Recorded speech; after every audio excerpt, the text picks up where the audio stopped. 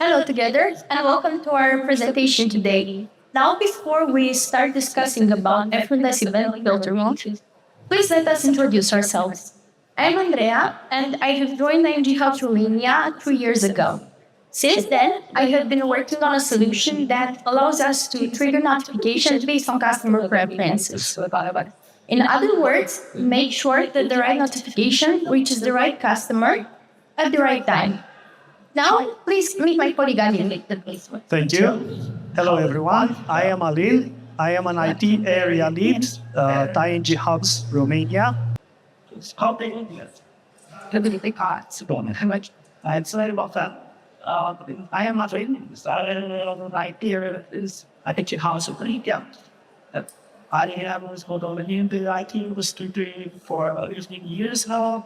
I have been an organizer to the televisions and quickest reviewers, and there are I think those so the meet design meetings then I'm here. Today the was like I'm telling the new calls these I can to be there always use I just do to but about like how turns to the sign ING thoughts or 𝐾𝐞𝐯 and because of why we will do an intro. We will do talk a little bit about 𝐾𝐞𝐯 Romania. We will talk about the business needs that ING in general have when they do stream processing within our products. And then my colleague Andreea will show you more about the technical implementations and also a very nice demo. So, a little bit about 𝐾𝐞𝐯 Romania. We are a global capability hub with focus on technology, but not only technology, also things like data management and non-financial risk, core banking. We develop more than 130 solutions for ING entities worldwide. And we have colleagues with expertise such as software engineers, DevOps, data product, business, and so on. We have offices in Bucharest, in Cluj, but we also have colleagues everywhere in Romania, in Iași, Cluj, Sibiu, Timișoara, and so on. Yes.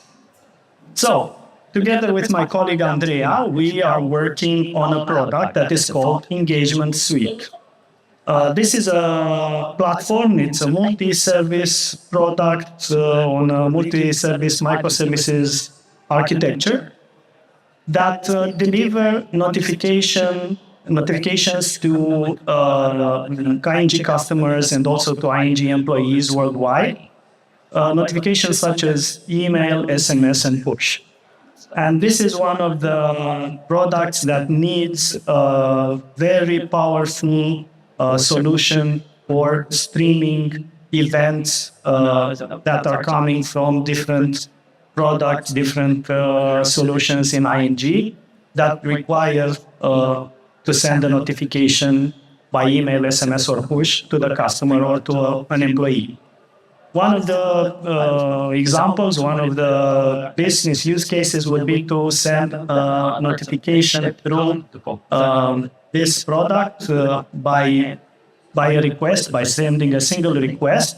But other business use cases would be to send the batch multiple transactions, multiple events that need to be filtered, need to be analyzed based on different business requirements, different business rules.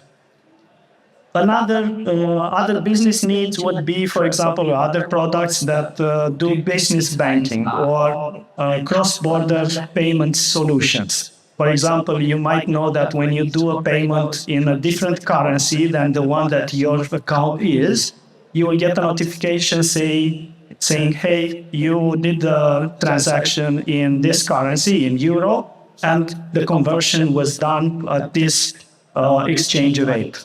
So this is a EU regulation that we as a bank need to notify the customer that the exchange rate that was used when that transaction was done. This kind of requirement needs a solution to stream all these events and to analyze them and to apply certain rules. Because, for example, you can't send these kind of notifications multiple times in the same month. You need to send just one per month per currency pair. Another example would be for investments, mobile applications. When you want to invest some money into stocks, you want to be notified when the price goes below a threshold, either above a threshold or below a threshold. You want to be notified so that you can act upon it. So again, you need a solution to analyze those changes in prices in the market and to react when the price goes above or below. As a service provider, as a provider such as ING, that has an investment solution for customers. So then we need a solution to do that. Another one would be a letterbox solution that will send notifications into the mobile application or into the account of the customer. And they need to be notified that, hey, you received a new notification, but it might be something confidential. So you need to go and check what that message is. So it's not a push message, but we don't deliver directly the message, but we tell you, you need to check out the message that we sent to you and act upon it. So then, my colleague Andreea, like I said, will continue this presentation to tell you more about how we achieve all of these technical requirements using Apache Flink. All right. Now, before we deep dive into the presentation today, I am wondering if you have ever worked with stream processing technologies before. If you did, that's great. But if you didn't, there is no need to worry, since our purpose today is to make you understand what this technology is all about. You can think of stream processing like having a magical mailbox that keeps receiving letters all day long. Well, instead of waiting until the end of the day to open them all at once, imagine that you can read each letter as soon as it arrives and act upon its message. Maybe you'd like to send a thank you note, or even sort your letters into different categories. Basically, any action that a person does can become an event, from clicking on the mouse to making a payment in your mobile application. Event streaming is all about gathering data from different sources, such as applications or databases, and transport it to various destinations with purposes such as instant processing or storing them, or to generate analytics reports based on them. But why should you care about it? Essentially, stream processing is the base of creating an event-driven application. It lets this system have access to data in real time and react on it. This makes it have an increased resilience in comparison to batch data processing, which gathers data all day long and starts processing it at a moment in time, all at once. Plus, for the end customer, it enables such an application to have increased responsiveness. Therefore, this can only lead to a better user experience. Let's also take a look at the many industries that can benefit from using stream processing. These technologies have been proven to be really effective in sectors starting with banking to cybersecurity or even entertainment. But to build a system like this, an application needs to use a really powerful stream processing engine. And here's where Apache Flink comes into play. Basically, this is a framework and a distributed processing engine that can perform stateful computations over unbounded and bounded data source streams. Flink has been designed to run in all common cluster environments and perform computations at in-memory speed and at any scale. But now let's also take a look at how Flink can improve our life for us developers. Essentially, Flink SQL was designed to let us developers have access to a set of instructions that we can apply over our data. Instructions that we would also find in a traditional SQL setup.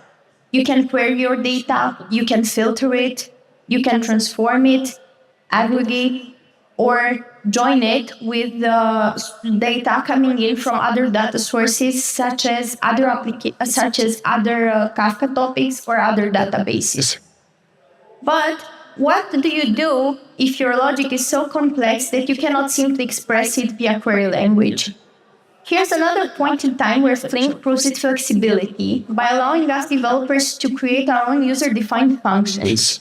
These user-defined functions can contain custom logic for mapping, for transformation, or for filtering. And the best part of this is that we can implement them in essentially every query language, in essentially every JVM language available, starting with Java, Scala, or Kotlin. Now, let's break down how a Flink application actually works. On the left side of the screen, we have the client application. Its only responsibility is to trigger the Flink jobs. However, there is no need for you to implement such an app due to the fact that Flink allows us to use the Flink UI or the Flink CLI to trigger such jobs. Then we have the middle component known as the job manager, whose responsibility is to make sure that everything is orchestrated and the jobs are triggered as expected to the task managers. You can think of the job manager as being the entire brain of the operation. But when it comes to the actual heavy lifting, the task manager is responsible with doing the actual data processing. After the job manager triggers the job and assigns it to a task manager, the task manager is responsible with providing a feedback containing the status of how the job was executed. This back and forth communication leads to ensuring that everything was executed smoothly. Now, another great thing about this setup is the fact that in case more processing power is needed, the job manager can simply add more task managers to this system, therefore allowing Flink to scale horizontally. Let's also take a look at what makes Flink a perfect tool for real-time services. First of all, Flink is able to process the events with a millisecond level latency, which means that it's really fast in processing all the data stream event by event. Moreover, it can ensure that your data stays correct even in cases of failures by providing exactly once and at least once stay consistency. So even in cases of failures, Flink is able to pick up the data stream exactly where it was left off. Now, in terms of scalability, Flink is designed to run in a distributed cluster. Therefore, it is able to split the workload between multiple worker nodes. When it comes to fault tolerance, Flink also provides us with two mechanisms, such as checkpointing, which the Flink app periodically takes and stores them in durable storage. So even if something crashes, Flink can pick up the job with the latest save checkpoint. And we also have save points, which are user-generated snapshots of the application state. And these are really great to use in cases of job migration or job updates, as they are able to persist even beyond job restarts. Moreover, when it comes to resource management, Flink is good at that too, due to the fact that it can scale up and down as needed. It can require more Kubernetes resources in case more processing power is needed, and it can also release those resources in case they become idle. In order for you to better understand how we are using Flink here at ING, we have prepared a short demo in which we are going to present a simplified business use case that is part of the Romania business banking application. Imagine that you have the user that would like to make a transaction with 𝐬𝐭𝐚𝐠 card, and be notified via email in case the transaction amount is larger than a predefined threshold. In order for the application to know what that threshold is, it was previously defined at the level of an object that we will refer further on to as a preference. However, in case the transaction amount is lower than the sum defined at the preference level, this will result in no notification. From an architectural point of view, things will be as it follows. We are going to produce an event on our input topic, which the Flink application will consume, and it will try to match it with a preference that we are storing in a data cache on a Kafka compacted topic. In case the Flink application is able to join the data from the input topic with the one from the compacted topic, this will result in the application producing an output event, which will later on be picked up by the email service that in turn will trigger the notification to the end customer. Now, to make this demo possible, we have previously set up some Docker containers and created the 3 topics that we referenced earlier on in the presentation. We have the customer preference event demo, the compacted topic, the input topic, and the output topic. The preference has been previously produced on this topic, so let's go on with producing an event on the input topic.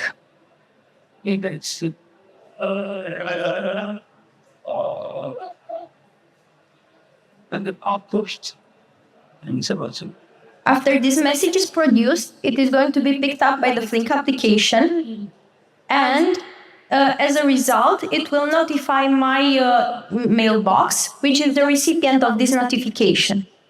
However, sometimes it might take a bit longer for the email to arrive due to the fact that we are using a service that is only deployed in the test environment for the purpose of this demo. However, we would expect the outcome to be an email from DevTalks demo project with the transaction sum that we mentioned.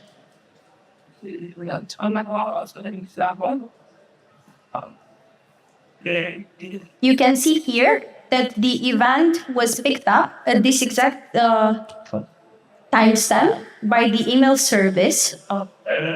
However, due to our service that is deployed in test, maybe some issues appeared on the way. But what is essential for this presentation is for our email service to receive the event for the transaction that we just produced. Let's go on by taking a look into how easy it is to configure your data sources with Flink. The most important file in our configuration is the tables YAML file, which allows us to easily configure each data source that is available for your project. Each Kafka topic has a specific configuration. As you can see, for the customer demo topic, we can assign another schema, which is going to let us know how our event will look like, and set up a specific pattern for Flink to know which kind of topic it is dealing with. For the compacted topic, we have the pattern of lookup table, compacted topic, and we are setting a primary key column that is account number. So, essentially, Flink will know that on this topic, we have a unique Kafka event for each account. Then, we also configured the input topic with its specific arrow schema. And, as opposed to the previous presented one, we have the pattern of input table. Moreover, we have the output topic with the pattern of output table, which lets Flink know that it should produce the output events on this specific topic. Before we take a look into how we configured the query that was run for the execution of this app, I would also like to show you how easy it is to use the Flink CLI in order to test your queries, to, I don't know, play a bit with your data. Essentially, in this CLI, that I should zoom in a bit.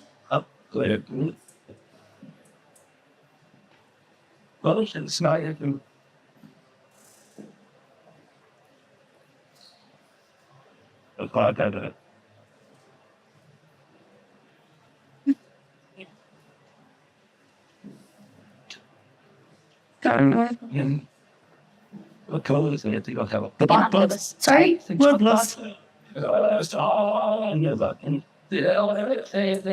Okay. You can see that we are about to run a select statement from the customer preference topic.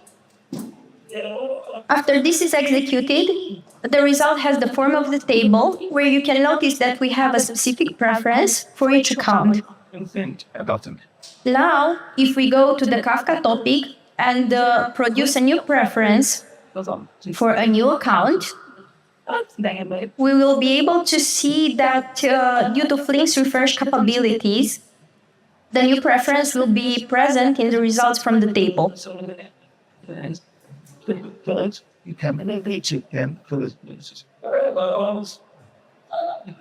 Here, I'm just going to add some extra random digits to the account number, set them as key, and produce the message. You can see that now the third preference appeared on our screen. Moving on, we have the query that we executed for the filtering of the events, which can be divided into multiple sections. We can notice the insert into statement, which lets Flink know that it should produce events on the output business event topic. Then we have the select part, where we are combining fields also from our input event, but also from the level of the preference. And then we have the join clause, where Flink is trying to match the input event to the preferences, and the where section, where it checks whether the transaction sum is larger than the transaction sum presented on the present on the preference level, and also that our preference has an end time in the future, meaning that it's still valid for the user. Now, let's take a moment to imagine what it would have meant to develop all of this in Java. You would have had to implement the Kafka consumer for the input topic, write a connection to the database, implement your own processing logic, and also the Kafka producer. Meanwhile, for the Flink application, here at ING we have a dedicated team that is handling all the operational part. So, us as developers, we only have to write our SQL scripts and have fun testing them. Another point of view from which we compared the Flink application was from a performance point of view. For this, we implemented the equivalent of the Flink app in Java, and we did some performance testing with the help of Gatling. For the Flink app, we can notice that all of the events were processed with a response time of under 800 milliseconds. However, for the Java application, things didn't go so well. We can notice that for part of the requests, the response time has increased. However, you have to take into consideration that these tests were run in the local environment, and no additional resources have been provided for the performance testing for any of the apps. We also extracted some metrics and key observations. We can notice that both applications were able to process all of the events. However, the Flink app had significantly lower maximum and average response time. And also, from a consistency point of view, the Flink app presented a much lower standard deviation time. And from the processed request per second point of view, the Flink app had a significantly increased result. moving on, we would like to present you another real-world scenario that we have implemented with the help of Flink here at 𝐼NG. We have the managed notifications use case, which is supposed to deliver the notifications based on customer preferences. These notifications are being triggered by the client applications, and these apps are trained to trigger around 500,000 events each day. However, not all are eligible for a notification, so the Flink app filters them out and diminishes the number of successfully processed events to almost a half of it. And let's also have a look at a video that is extracted from the 𝐼NG Business Banking app that results in an actual push notification. Here, the customer would like to make a payment. He previously set up a preference. Essentially, he would like to be notified of each payment that is above €0, and he would like to make a payment of 255 RON. He's confirming his transaction, introducing his authentication method, and after this authorization part is completed, you would expect in the upper part of the screen to receive this notification stating that the sum of 0.51 RON was paid from his account. That is a commission. And afterwards, he will receive a notification for the sum that he actually paid. This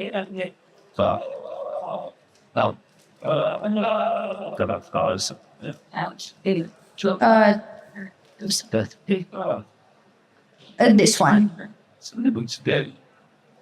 All right.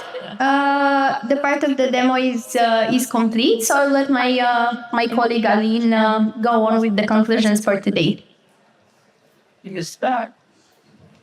Yeah, thank you very much, Andreea. So, what you've seen today in our presentation is that we in 𝐼NG use a lot of events which we need to process in a stream, and then different business applications need such kind of capability of processing a stream with a lot of events. And then to do that, we use Apache Flink. You saw a demo from my colleague Andreea. You saw how that performance was much better with Flink than with Java. And as a conclusion, you can know that using Java is not always the right tool, so you better choose something that would help a lot in performance. So follow us on social media. If you have any questions, please. Done. I heard a couple of questions, interesting questions from Adam, if I might add. For example, one of the questions was, why don't we use Kafka streams? And the reason is that we in 𝐼NG have a team that offers Apache Flink as a service, and it was much easier for us as a team that wants to develop a platform such as notifications, engagement suite. It was much easier for us to onboard to that service and to reuse that service.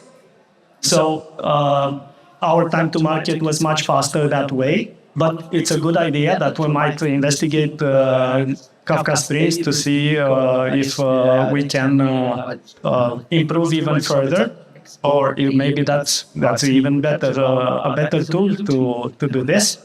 And another question was how come the performance is better with Flink? Because also Flink is Java. But then, of course, Flink does stream processing much better than how we would do it as normal Java engineers. So there's a lot of research and a lot of time invested into that product to make it efficient. So then we take advantage of that. So of course, it's much more performant rather than what we would do on our own. Right. So that's all the time that we have for today. Thank you very much. And yeah.